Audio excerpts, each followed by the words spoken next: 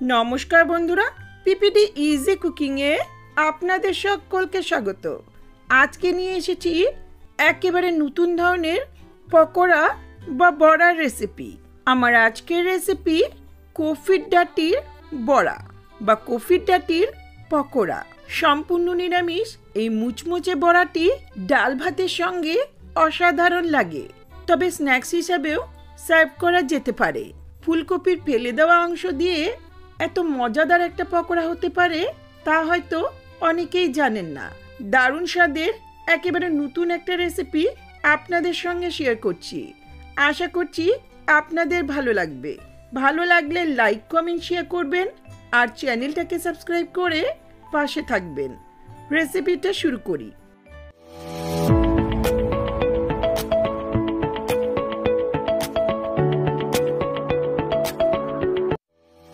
এখানে একটা ফ্রেশ ফুলকপি নিয়েছি।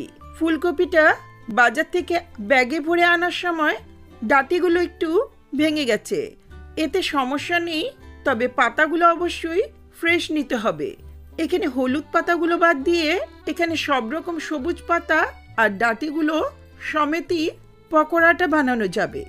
এখন আমি ফুলকপি থেকে ডাঁটি পাতাগুলো ছাড়িয়ে নিচ্ছি। এগুলো ছাড়িয়ে নিয়েছি। দেখুন, একসঙ্গে করে ভালো করে বেশ কয়েকবার ধুয়ে নিয়েছি। এখন এগুলো মোটা মোটা করে কেটে নেব। ধুয়ে কেটে নেওয়া ডাঁটি পাতাগুলো প্রেসার কুকারের মধ্যে নিয়ে নিচ্ছি। এগুলো কিন্তু খুব মিহি করে কুচোনোর প্রয়োজন নেই, 1-1.5 ইঞ্চি মতো লম্বা করে কাটা যেতে পারে। খুব মিহি করে শাকের মতো কুচিয়ে নিলে বড়াগুলো কিন্তু ক্রিস্পি হবে না। দেখুন, এগুলো আমি ঠিক এই রকম সাইজে কেটে নিয়েছি। এটা প্রেসার কুকারে দেওয়ার পর দিচ্ছি সামান্য একটু লবণ, দিচ্ছি 1 কাপ মতো জল। এখন প্রেসার কুকারের ঢাকনিটি দিয়ে মিডিয়াম হাই ফ্লেমে 3-4টে সিটি দিয়ে নেব। এটা এমনভাবে সেদ্ধ করতে হবে যাতে খুব সহজে হাত দিয়ে চটকে মেখে নেওয়া যায়, তবে গলে গেলে চলবে না। 3টে মতো সিটি দেওয়ার পর গ্যাসের ফ্লেমটা অফ করে কিছুক্ষণ পর ঠান্ডা হলে ঢাকনিটি খুলে নিচ্ছি। দেখুন, এটা সেদ্ধ হয়েছে কিন্তু গলে যায়নি। এখন এটা নামিয়ে বেশ কয়েকবার ঠান্ডা জলে ধুয়ে জলটা ছেঁকে নেব। এগুলো জল ছেঁকে একটা বাটিতে নামিয়ে নিয়েছি, তবুও এর মধ্যে অনেকটাই জল আছে। এখন খুব ভালো করে হাত দিয়ে চেপে জলটা বার করে অপর একটা বাটিতে নিয়ে নিচ্ছি।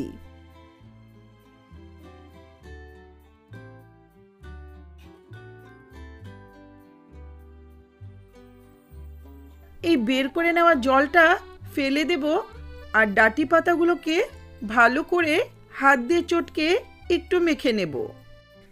এখানে আমি ডাঁটিগুলো যেরকম করে কেটেছি তার থেকে আরও একটু বড় করে কাটা যেতে পারে। এটা একটু চটকে নেওয়ার পর এতে দিচ্ছি 1 টিস্পুন কালো জিরে, 1 টিস্পুন হলুদ গুঁড়ো, দিচ্ছি সামান্য একটু লবণ, 1/2 টিস্পুন গ্রেট করা আদা, বেশ কিছুটা কুচনো কাঁচা লঙ্কা আর 1 মুঠো ধনেপাতা কুচি। শীতে যেমন ফুলকপি পাওয়া যায় তেমনই ধনেপাতাটাও পাওয়া যায়।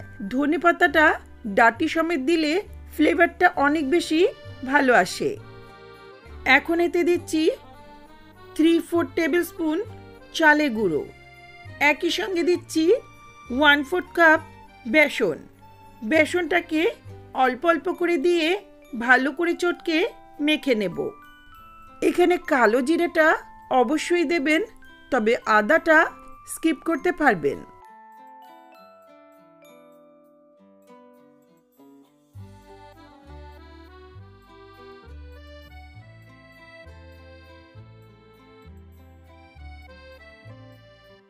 এগুলো মাখা হয়েছে, এখন যাচ্ছি পকোড়াটা ভাজতে।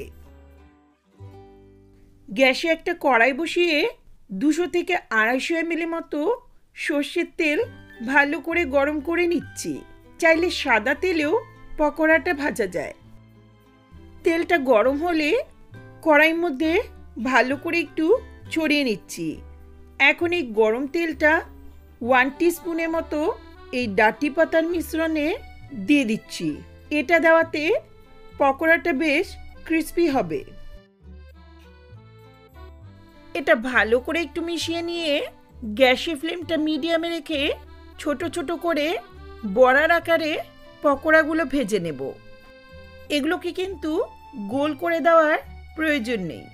যেভাবে আমরা পেঁয়াজু বা বাঁধাকপির পকোড়া ভেজে থাকি ঠিক সেইভাবে বিক্ষিপ্তভাবেই অল্প করে মিশ্রণ তুলে তেলের মধ্যে ছেড়ে দিচ্ছি।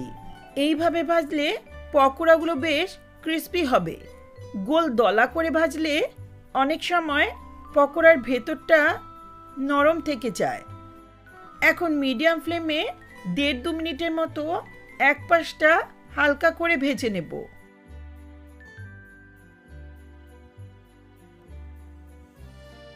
এক পাশটা ভাজা হয়েছে, এখন উল্টে নিয়ে 1.5-2 মিনিটের মতো লো মিডিয়াম ফ্লেমে হালকা লাল হওয়া পর্যন্ত ভাজতে হবে।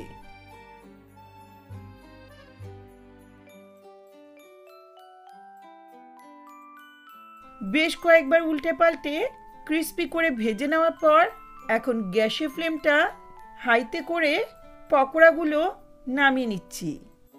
এগুলো নামানোর সময় ফ্লেমটাকে লোতে করে রাখলে পকোড়াটা অনেক সময় অতিরিক্ত তেল টেনে নেয়।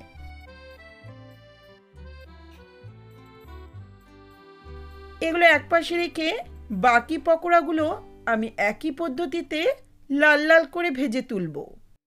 চাইলে শুধু ডাঁটি দিয়ে বা শুধু পাতা দিয়েও পকোড়াটা বানানো যায়, তবে পাতা দিয়ে বানালে খুব বেশি সেদ্ধ করার প্রয়োজন নেই।